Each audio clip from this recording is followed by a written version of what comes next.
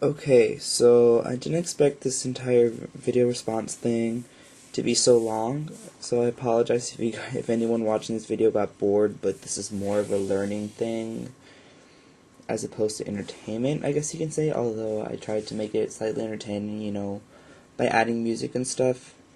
So hopefully you guys found it kind of interesting at the beginning. I know I talked a lot. I kind of threw some random stuff out there that didn't necessarily have to do entirely with what the point of this video was. But anyways, so this is the first trick that I'm doing. I recorded this earlier, but for some reason it didn't save on the camera because it's digital. So this is the first video. This is the first trick I'm doing. And I call it half mountain. Well, pretty much everyone I work with in this area calls it half mountain. Maybe there's a name. You guys have different names for it. And it's pretty much a variation of a move called mountain, where you're holding both feet instead of just one foot. So in this one you're holding one foot. And so here we go. I'm just going to be analyzing it as it plays. So there you see I'm usually warming up in this position. Some contortionists, I'm not saying this is for everyone obviously, so some contortionists and just people in general that like to stretch like to kind of just go straight into the positions, or just don't really have to think about it. And just because of the way my back is the kind of just the physiology of my back, it doesn't like to go into positions very quickly, and so it kind of made me develop this habit of kind of easing into positions. As you can see me doing, I'm not necessarily doing the full position yet, but I'm getting my back ready for what I'm about to do.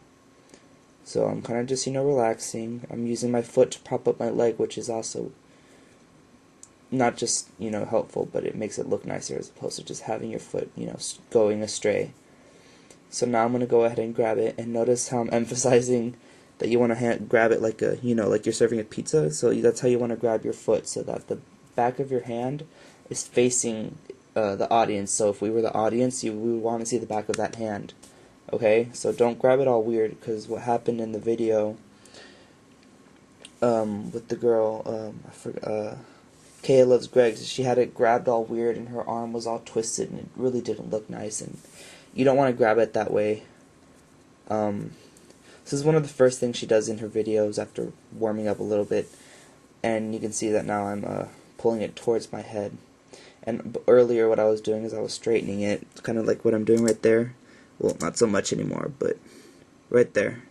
Notice how I'm straightening it, and it's gonna look different based off of where your back flexibility is. So for example, you can see how my hip is like right here.